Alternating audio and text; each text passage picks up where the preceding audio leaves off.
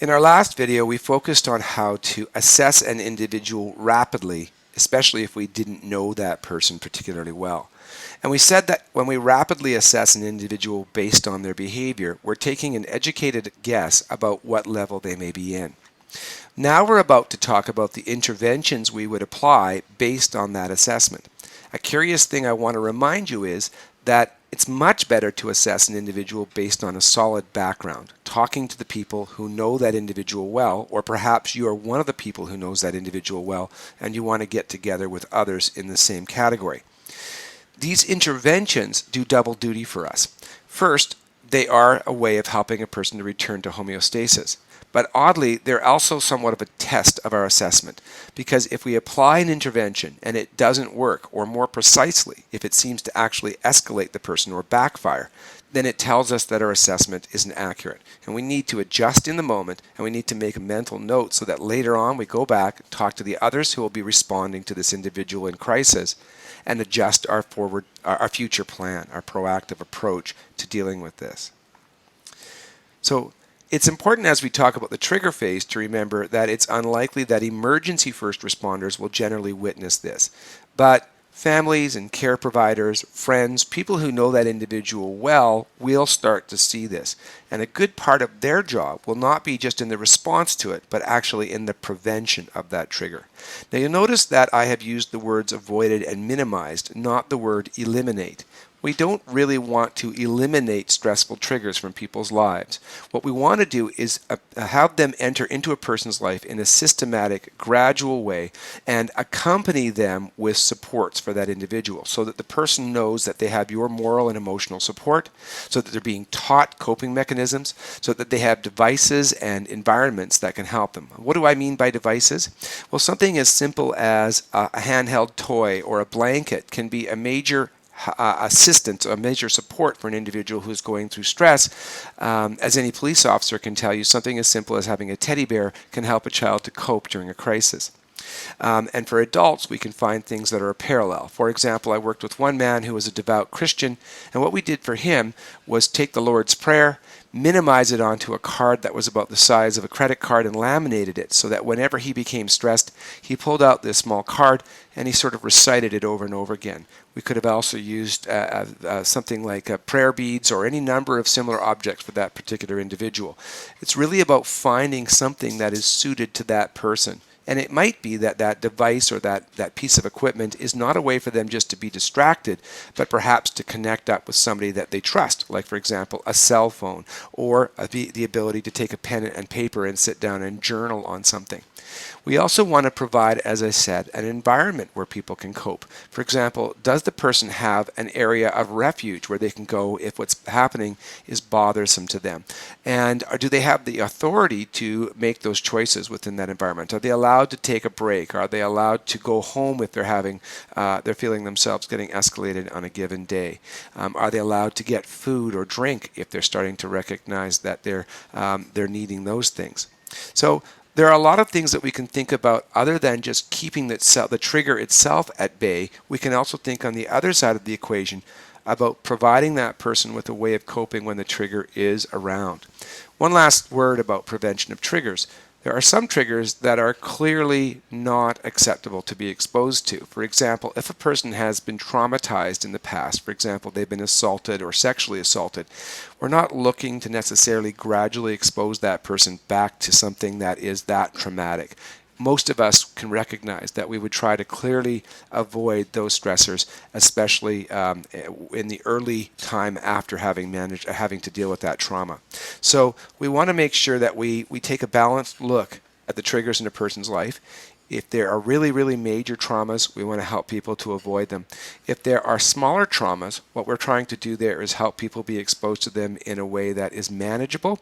And if you think about it, the research actually proves this, that people report they feel much more stressed by a lot of small things piling up in their life, more than they do by one or two major things in their life. Of course, we often have a bit of both. But we really want to help people to manage the small stressors in their life so that they don't start to form a traffic jam for that individual. Now, if a person does begin to go through the trigger phase, our intervention is to use a technique which can be summarized as exploration. What we do in this stage is help the individual to resolve the cause of the anxiety. And we do that by exploring what has happened with the person and by helping them to explore some possible resolutions. So we involve the individual in this process significantly because if you recall back in our diagram of the arousal cycle, the person's arousal was mild and their cognitive ability was only mildly altered as well. So they still retain quite a lot of cognitive ability. And if you were to walk in on this person and start to direct them, chances are you would actually be seen as a trigger yourself. You would start to be seen as an individual who was kind of making things worse. So we want to start by asking the person simple, open-ended questions.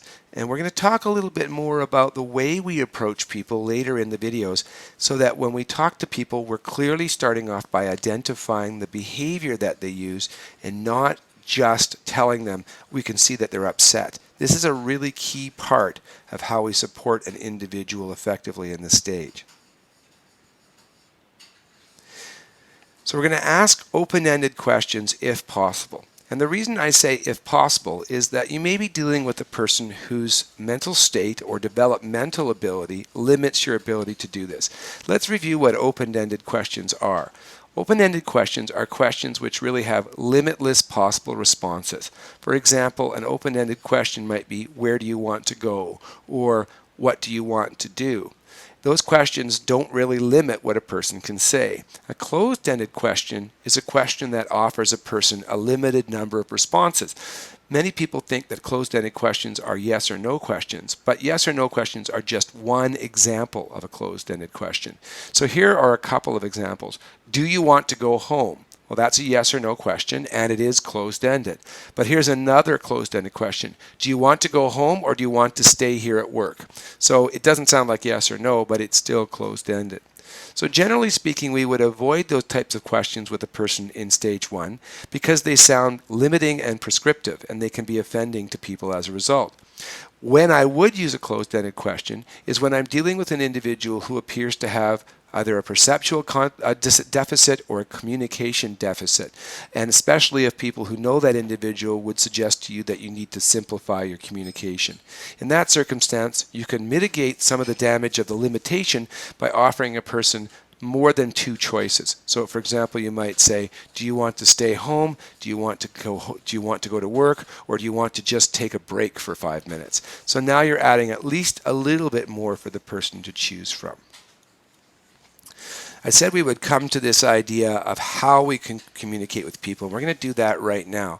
So when we approach people in stage 1, it is very, very important to remember a simple 3-step process that is going to help us to let the person know we are there for them and not for ourselves. We are not there as a threat and they don't need to defend themselves. Remember, defending oneself means escalating into the next level of the arousal cycle. So the simple secret here is to begin by identifying what you have observed in the other person's behavior. And then you're going to identify what you perceive it to mean using an I statement and tentative language. And then you're going to finally, the third step, check in to see if you're right using that open-ended question. So here's how it might sound. Bill, I noticed you're talking less than normal. I'm wondering if maybe you're feeling a bit upset. How are you feeling right now?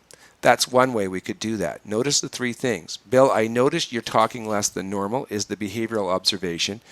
I'm wondering, notice it's an I statement, if you're feeling upset is my perception of what that behavior might mean.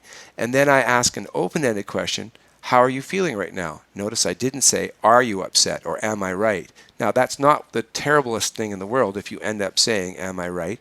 But it's better to ask it in an open-ended format because it maintains that tentative and open tone. The person, for example, could simply reply to you, no, I'm just not really interested in this conversation, for example. Let's try that another way. Susan, I noticed that you were shaking your head while Mike was speaking. It tells me that maybe you're not agreeing with him. Do you want to say something? And that question is a closed-ended question at the end, but we often perceive that type of question as an open-ended question, as an invitation to participate. So the words don't have to be identical, but the format is the same. Started off by observing what a person did, telling them what I thought it might mean, and then asking them a question to clarify. Now here's the way many people do it. I saw you nodding your head. What do you want to say? That moves directly from the first step to the third step without giving a person any sense that you're trying to empathize with them. The more common problem we see from people is when they go from step 2 to 3 without number 1 at all. So they say, I can see you're upset. What's wrong? Notice that there's 2 problems with that. First, the individual has no way of knowing why it is that you've concluded that they're upset. And more troublingly, the way that we've asked that last question sounds as though we are challenging that person, as though we're accusing them. And if you've ever had somebody come up to you and say something to you like, why are you in such a bad mood? You know how that feels. When you might not be in a bad mood at all and somebody says that to you, chances are you do, at least temporarily, get into a bad mood. So we ask open-ended questions in the format that I've just said. After the person tells you, if they do tell you, that they are indeed agitated or upset about something, we follow up simply by asking another open-ended question. And it's just simply a question that sounds like this. How can I help you? Or what can I do for you? Or what can we do together to help you address that? So these are the sorts of things that we might do. Talk it out with a person, take a break, help them with a situational problem, like for example, if there's a conflict going on, separate them from a person who's in a conflict, or mediate a conflict. We might help a person to meet their physiological needs, like getting food or drink or cooling down or taking a rest. These are the sorts of things that people usually need. They might need physical help or social help or even just somebody to understand and listen for a few minutes. Because the person might be stressed by something quite internal, like for example, grieving about somebody or missing somebody. So each of those types of interventions are typically effective. Nothing is going to be a substitute, however, for getting to know that person and getting to know what their most common supports are here, talking to other people and saying what works with the individual in this circumstance. So those are our trigger phase interventions. Really simple. That theme is exploration. Key points here: remember to identify the behavior that you're seeing, ask open-ended questions about it, and ask open-ended questions about what you can do to help, then help the person to work toward resolving their issue. Moving into the escalation phase. This is a stage that first responders may commonly witness. Many people are verbally aggressive, for example, threatening or swearing or very, very loud and intimidating during the stage. And some people, believe it or not, do become physically violent even in the moderate stage of arousal. And that violence, as we said in the earlier videos, may not resemble as much of a targeted approach, but that doesn't mean it's not dangerous. If a person throws a cup of coffee across a room in a sudden rage, it can clearly do a lot of damage. Our approach during this stage is to take a supportive redirection, and both of those words are vital. Redirection simply means I'm going to tell the person what I want them to do. Now, if I do that in a way that is not supportive, then the individual is going to assume that, again, I'm a threat. I'm not an ally. So if I said, for example, go to your room, that person is going to see that as a consequence or punishment, and very likely they're going to escalate and become more defensive or aggressive. Similarly, if I'm only supportive, if I start asking the questions that, for example, I asked in phase 1, I'm going to irritate that person. Imagine that you're sitting with a person who is growling, gritting their teeth, their face is red, they're pounding their hands on the table, and you turn to them and you say, I notice that you're growling and that you're hitting the table with your fist. That tells me that maybe you're upset. How are you feeling right now? You can imagine that person's going to feel very patronized and angered because their behavior is really intentionally clear to let you know that they're upset. So we do not ask questions or explore the issue in stage 2. Another way of looking at this that can simplify it is, if a person's behavior is so clear to you that you don't need to ask them to clarify it, chances are you're in stage 2. So what we do is make an educated assumption about the cause of the arousal, and then we direct the person to a behavior which will help them from their perspective, not just from our perspective. Because remember, this is not a time when we're going to be educating or trying to convince an individual that a behavior, that an approach is going to be useful for them. We have a limited amount of time to talk to this person before they begin to arouse to such a high level that no conversation will work. And their mind is not as cognitively capable as usual, so we're not going to be employing a lot of logic. What we want to do is tap into what we know about that person and or what we can use an educated guess to determine might work for that person. So, like our first time, we're going to start off by being concrete, but we're going to take the tentativeness out of our response. So it's going to sound very similar, very simple in this way. I can see you banging the table and I can tell you're upset. Go to your room for 5 minutes and take a break, and I'll check in on you. So you'll notice that the tone of my voice is both businesslike and efficient, as well as supportive. So I've recognized the behavior and told the person that I can see they're upset. And I've used an approach which is clearly mindful of their needs. That's what I've directed them to. It's very important that we don't use words here that cast a negative connotation on that person's feelings or behavior, because if we apply anything that might be perceived as judgment, it's going to make things worse. So if I said to the person, I can tell you're really pissed off at me, that sounds like I'm being defensive, and that's going to create a further defensiveness from that person. So always start with the behavior again, tell the person in concrete terms what you think it means, and then give the person a break. Now there's one last thing. Sometimes we cannot tell what a person's behavior is meant to tell us. We can only tell that they're upset. So, for example, I might in some circumstances say, I can tell, Johnny, I heard you getting really loud in your room. I can tell you're upset about something, but I don't know what it is. Take 5 minutes and I'll come back and talk to you, and then we'll see if we can figure it out together. So I'm still being concrete. And what I'm doing is identifying both what the person's behavior tells me as well as what it doesn't tell me, so that I can therefore be an effective but concise communicator with that person. So, as I said, the tone of my voice is both supportive but neutral and assertive. I don't want to sound placating or patronizing. Johnny, I can see that you're really upset right now is going to actually almost invite aggression towards me from many people. And I have to choose what we call an engaging redirection. What do we mean by engaging? Well, really we mean simply two things. First of all, we mean that that direction is actually something the person will find interesting or absorbing, something they want to do.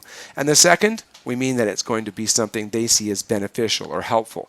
If you have any intimation at all that your redirection has a punishing quality or a consequence quality to it, it just will not work. In fact, as we said, it will backfire.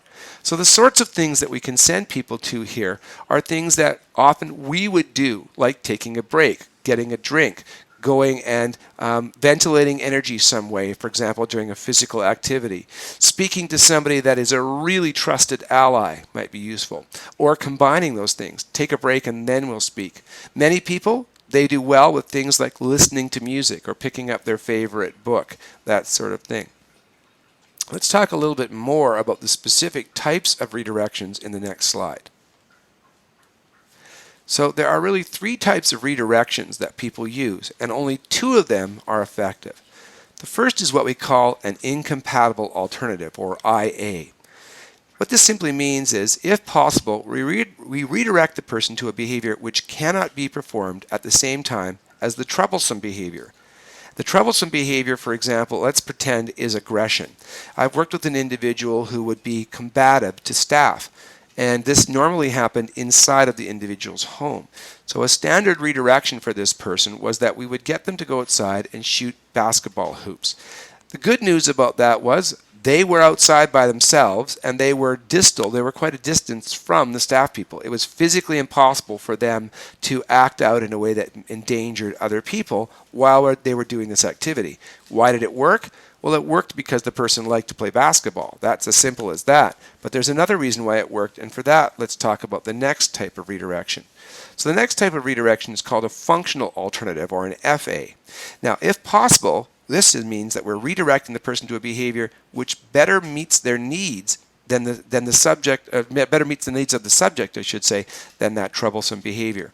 So, for example, if an individual is in the midst of a physical confrontation with somebody, and we get them to go and write down what they have to say so that it is going to be possible for us to work out their problems more effectively and efficiently, then that's a way of making it so that they are not being physically aggressive towards somebody and they're getting their needs met. Now, if you look at the 2 examples I've given so far, the basketball and the writing something on a pad of paper, they're both of these things. They're both incompatible and functional. If I go to another room and write on a yellow pad what I'm upset about, that means I have to stop being aggressive to somebody else. And it also means that I'm going to get a chance to communicate what it is I'm upset about and resolve the issue, which means it's more functional than punching somebody. In the case of the basketball hoops, going out and shooting the basketball is not only incompatible with hitting other people, but it allows me to ventilate my extra stress, so it also gives me a functional reason for doing it. Now, it's not always possible to find redirections that are both incompatible and functional, but it's our perfect scenario when we can do that. I'll give you an example of an incompatible alternative that isn't particularly functional, but it was the best that we could do for this particular individual until we got to an opportunity to talk out what he was stressed about. So I worked with an individual who would become very frustrated and agitated when he was in crowds. And so we would have him going systematically and gradually into crowds, like for example grocery shopping, periodically. And we did a lot to try and proactively, gradually increase his ability to cope with this. But even with that work, there would be times where he would start to manage his stress poorly in the middle of the grocery store. And he would do things like hit himself or bite his arm. So what we did that was incompatible with this is we found out that if we gave him something to carry that he really cared about, like a watermelon, he would not put it down to hit himself. It was just an anomalous observation. Some people would have realized, I can put the watermelon down and then still do this behavior. But this gentleman did not do that. So when he became really agitated, we gave him the watermelon, and he would carry it around the store until we got to the cashier. And we would then go outside and then sit and talk, for example, in the van or at the bus stop and figure out what was stressing that individual. And of course, we tried to get out of the grocery store as quickly as possible while the watermelon was in play. But the purpose of the watermelon was not in any way to be a functional alternative. It didn't help this individual to calm down. All it did was make it so that he couldn't hit himself or bite himself during that time. And as I said, this particular intervention was quite an anomalous one. That's what worked for this particular person. For somebody else, it might be quite different. So as we said, we can combine the incompatible alternative and the functional alternative, and wherever we possibly can do that, we should. The third type of redirection, and the one that we don't want to use, is called distraction. And that simply means redirecting a person to a non-engaging behavior, such as, go have a seat there and I'll talk to you after I talk to your friend. Well, any police officer can tell you that when they've done that, they have to constantly remind that individual who they've told to go and take a seat to stop interrupting. And gradually that interaction is probably escalated to a scenario where somebody needs to be physically restrained. And so what I would suggest instead is that would be a perfect opportunity to do that functional alternative. You want somebody to go and sit separately, not only get them sitting, give them something functional and incompatible to do, and there again is our yellow pad. So if you just get a person to go look out a window or just watch TV, chances are that's not going to be enough of an engaging activity to keep them from resuming the conflict or aggressive behavior that called you into the situation in the first place. Remember as well that this is not a time for teaching or consequation. If you try to give any kind of message to a person that their behavior is not acceptable, that there's consequences, or to remind them of the original demands that were placed on them, I guarantee you the situation will escalate and worsen. It will not be retained later on, and if they do recall, then what will likely happen is this particular issue will become loaded or entrenched. In other words, it'll be more likely that it sets their triggers off again in the future. So instead of focusing on this being a teachable moment, this is strictly a moment to help a person restore calm. And after things are completely calm, that's when we're going to try and do some teaching.